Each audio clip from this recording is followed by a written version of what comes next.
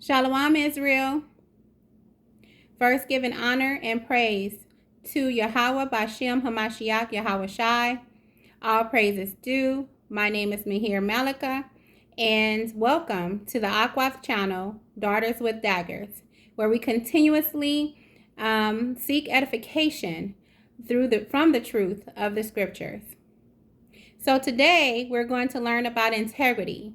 And that's by reading Susanna in the Apocrypha. So we're going to actually read that in its entirety. So we're going to focus on integrity as Akwath. And we're going to turn to one of our Akwaths, Susanna, in the Apocrypha.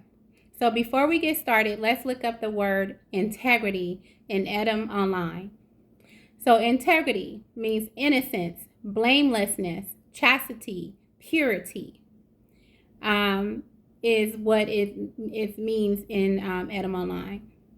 So this is what we're going to learn about as we read the book of Susanna. So now let's get started.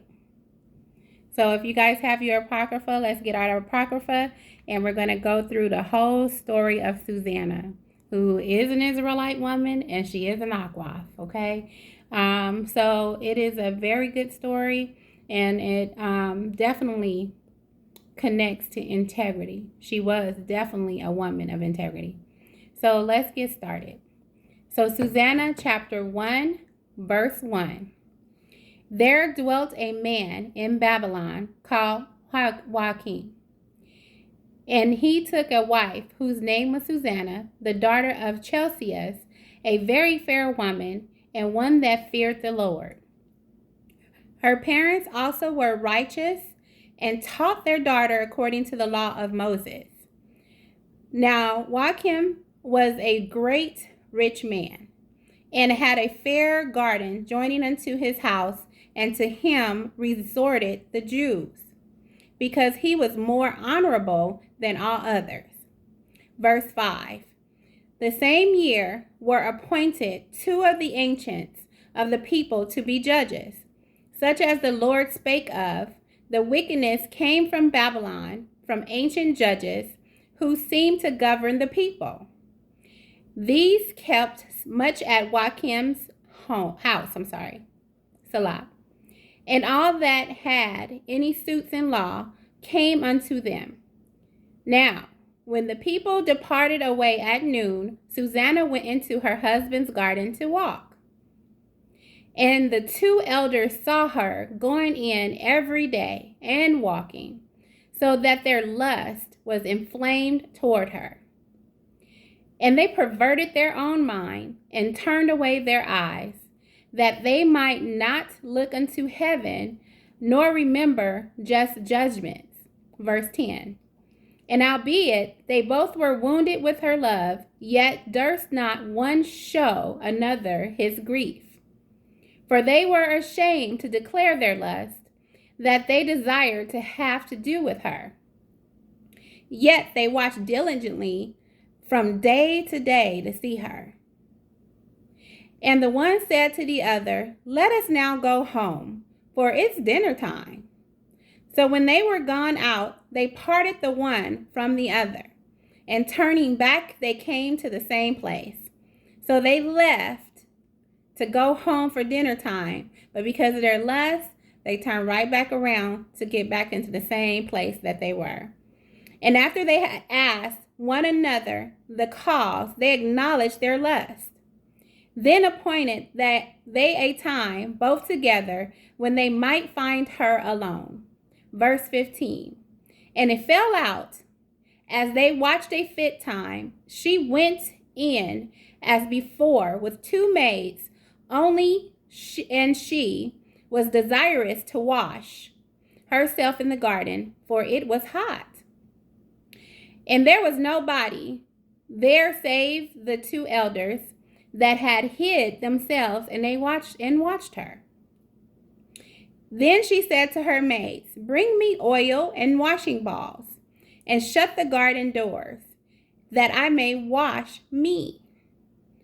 And they did as she bade them, and shut the garden doors, and went out themselves at privy doors to fetch the things that she had commanded them.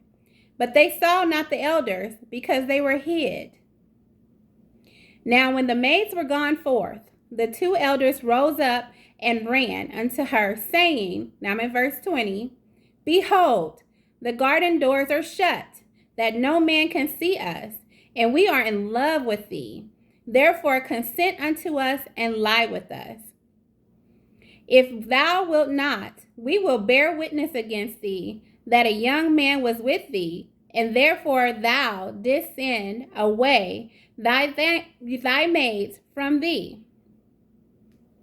Then Susanna sighed, and said, I am straitened on every side. For if I do this thing, it is death unto me. And if I do it not, I cannot escape your hands.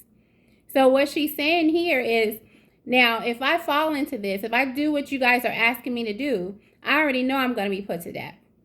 So also, she's caught between a rock and a hard place. If I have this placed in your hands, then I'm still in trouble, because you guys it's two of you guys. Both of them are elders. So who you think people are going to believe? Of course, they're going to believe the two of them. So she is caught, like I said, between a rock and a hard place. So we're in verse 23. It is better for me to fall into your hands and not do it than to sin in the sight of the Lord. So she's pretty much telling them, I'd rather take my chances. Because I know the Lord that I know I didn't do anything. So I'd rather take that chance, and you guys go and spread that rumor and that lie about me. I'd rather take that chance. So we're in verse 24. With that, Susanna cried with a loud voice, and the two elders cried out against her. Then ran the one and opened the garden door. So when the servants of the house heard the cry in the garden, they rushed in at the privy door to see what was done unto her. But when the elders had declared their matter, the servants were greatly ashamed, for there was never such a report made of Susanna. And it came to pass the next day, when the people were assembled to her husband Joachim, the two elders came also full of mischievous imagination against Susanna to put her to death. And said before the people, Send for Susanna, the daughter of Chelcias, Joachim's wife. And so they sent. I'm at verse 30. So she came with her father and mother, her children, and all her kindred. So she walked out there with her head held high, because, like I said, she knew she didn't do anything with her family. Now, Susanna was a very delicate woman and beauteous to behold. She was fine, y'all. In our terms, she was a fine Israelite woman. And these wicked men commanded to uncover her face, for she was covered, that they might be filled with her beauty. They were still lusting, so they did whatever they could till they could still see her. So I'm in verse 33. Therefore her friends and all that saw her wept. They were sad, they cried. Then the two elders stood up in the midst of the people and laid their hands upon her head. Verse 35. And she, weeping, looked up toward heaven, for her heart trusted in the Lord. And the elders said, As we walked in the garden alone, this woman came in with two maids and shut the garden doors and sent the maids away. Then a young man who there was hid came unto her and lay with her. Now, my question is, why were you guys there? That would be my question. How do you guys know? What are you guys doing there anyways to witness all of this? That's just me, So let's get back to verse 38. Then we that stood in a corner of the garden, seeing this wickedness, ran unto them. And when we saw them together, the man we could not hold, for he was stronger than we, and opened the door and leaped out. I'm on verse 40. But having taken this woman, we asked who the young man was, but she would not tell us. These things do we testify. Then the assembly believed them as those they were, the elders and judges of the people, so they condemned her to death. Then Susanna cried out with a loud voice and said, O everlasting power, that knowest the secrets, and knowest all things before they be. Thou knowest that they have borne false witness against me, and behold, I must die. Whereas I never did such things as these men have maliciously invented against me. And the Lord heard her voice. Verse 45. Therefore, when she was led to be put to death, the Lord raised up the Holy Spirit of a young youth whose name was Daniel. Verse 46, who cried with a loud voice, I am clear from the blood of this woman.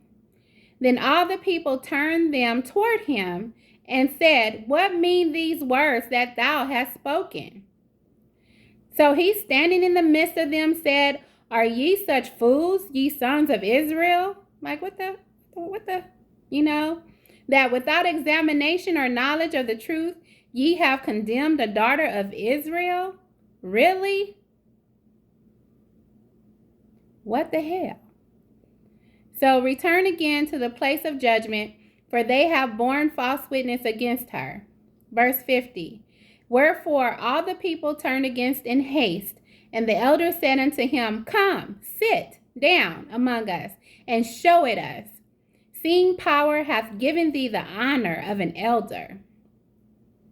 Then said Daniel unto them, put these two aside, one far from another, and I will examine them.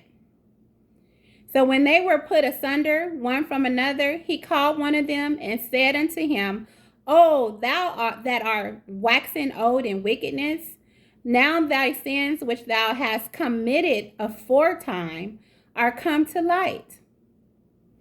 For thou hast pronounced false judgment, and hast condemned the innocent, and hast let the guilty go free. Albeit, the Lord saith, the innocent and righteous shall thou not slay. Now then, if thou hast seen her, tell me, under what tree sawest thou them companying together? Who answered, under a mastix tree. Okay.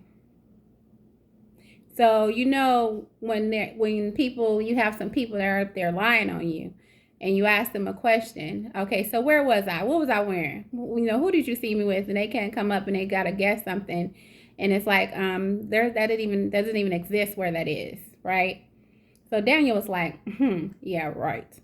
So we're in verse 55. And Daniel said, very well, thou hast lied against thine own head, for even now the angel of power hath received the sentence of power to cut thee in two. So he put him aside and commanded to bring the other, and said unto him, O thou seed of Canaan, and not of Judah, beauty hath deceived thee, and lust hath perverted thine heart. She was so fine that they couldn't even think. They just did whatever they could just to see her. That's how perverted they were with the lust of her. Thus have yet dealt with the daughters of Israel, and they for fear companied with you. But the daughter of Judah will not abide your wickedness. Verse 58. Now therefore tell me, under what tree didst thou take them companying together? Who answered, under a home tree. Now, they didn't get their lies straight, obviously, because they both said two different trees. Have you ever been in a position where you had people lied on you? Okay. So I'm on verse 59. Then said Daniel unto him, well, thou hast also lied again, thine own head, for the angel of power waiteth with the sword to cut thee in two, that he may destroy you. Verse 60. With that all, the assembly cried out with a loud voice and praised power, who saveth them that trust in him. And they arose against the two elders, for Daniel had convicted them of false witness by their own mouth. And according to the law of Moses, they did unto them in such sort as they maliciously intended to do to their neighbor. And they put them to death. Thus the innocent blood was saved the same day. So what they had planned for her, they wind up getting it because of their lies and their deceit. So verse 63, Therefore, Chelcias and his wife praised power for their daughter Susanna with Joachim and her husband and all the kindred, because there was no dishonesty found in her. That's integrity. From that day forth was Daniel had in great reputation in the sight of people. So that's the story of Susanna, my sisters. And that right there is a woman of integrity. So Susanna, like I said, she was an Akwath and she was an Israelite woman. She knew that she didn't do nothing wrong, to dishonor her family, and most important, to dishonor the Most High. She began petitioning him. She knew in that moment that when they were coming at her, that I need to call on my Father. Because, like I said, his words rang true. I need to call on him because I didn't do this. And I know if by me not doing this, he's going to hear me and he's going to send me some help. She had comfort in that. That's why she stood her ground. And we need to make sure we're doing the same thing. We have comfort in knowing who we are and who, what he says and his promises to us. However, in order for us to have those things manifested, we have to have integrity, right? So Susanna knew that her integrity would be rewarded by the Most High, and he would not let he would not let her burn for what the elders were saying that she did. So let's go to a precept. We're going to go to John 16 and 19.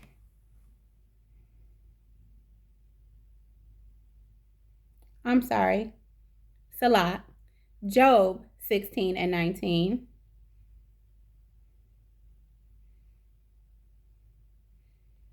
So Job 16 and 19 says, also now behold, my witness is in heaven and my record is on high. So I want to share that with you guys, that the Most High is up there taking record. He documents, he knows everything. He's notating everything that we do, we say, how we act, all those things. And Susanna had a record of integrity. So because of her record of integrity that he was keeping of her, that's when he sent Daniel down. So Daniel was put down to go ahead and interrogate the two elders, right? So he was sent by the Most High to do that because he knew that Susanna was telling the truth.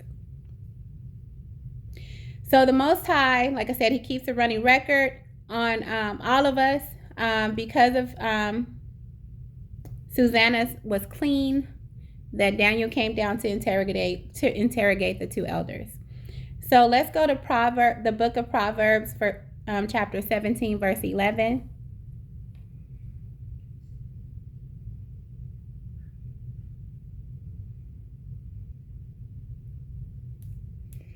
And it reads, an evil man seeketh only rebellion, therefore a cruel messenger shall be sent against them. So in this story, when Daniel was sent down to interrogate them, the cruel messenger is judgment. So the two elders were judged on the crime of being liars and also on being wicked. So their judgment and their cruel message of that was provided to them was that they were going to get what they had planned for her. So they were executed. Okay. So because the two elders were wicked and liars, they received that cruel messenger, which is judgment. So when you are rebellious, sisters, and we keep on going, say we keep doing the things, we keep being wicked, we keep lying, we keep being deceitful, we keep not meaning what we say and doing what we say, then we put ourselves in a position of people not trusting us, people not wanting to hear from us because our integrity is questioned. That is the same thing with Most High. Like I said, he knows when we're going to do things before we even do it, right? So when we do those things that are not honorable to him, then that puts us in a position to be judged. to have that cruel messenger come down, and that cruel messenger is judgment. And it depends on where we're at, what kind of judgment we'll receive, because we're lacking that integrity. And that's something that we do not want to have happen. I do not want that to happen to you, as my Aqua sisters. And I do not, of course, don't want it to happen to myself, which is why I thought when I read this story of Susanna that it would be something of importance for us to learn as Israelite women about integrity from our own Israelite sister, who exhibited it during this time. So the Most High, just want to share, he's the same yesterday, he's the same today, and he's the same as forevermore. His word remains true. There's no changing in him. Whatever he says is what's going to happen, and that's how it's going to be. So if we want to stand true and be protected, we need to definitely keep our integrity. Okay? He will protect us. He will fight for us. He will show up for us. However, we have to stand true in him, and that's keeping and maintaining our integrity. So I hope you enjoyed this story, and learned and got an understanding of integrity, knowing what it is that he wants to see from us, and how he protects us, and what we need as Aqua sisters. Learning from our sister herself, Susanna, was a great way of seeing integrity. I myself, have, been placed in positions where people have lied on me, where I had to, of course, go to my father and say, hey, this is not true. I did not do this, or this was not me. However, because of more than one person, because of their issues with me, decided that they wanted to, get that information out, which was not true. Now, Most High made sure he sent someone on my behalf to fight for me, and that actually vindicated me, to show me who he is and who he's going to always be, as long as I stand strong, and as long as I make sure that I'm standing in my truth, then he's there to protect me at always. So, sisters, I want to thank you for this time. I just want to make sure that we do what we need to do as far as staying edified, stay in our word. I hope you meditate on this word. I hope you practice it. And I hope that you allow it to transcend and transform you, as we grow together as sisters in the truth, as being Israelite women, Aquas. So I will see you guys soon. Shalom, my sisters. Love you all. I love you. Have a good one.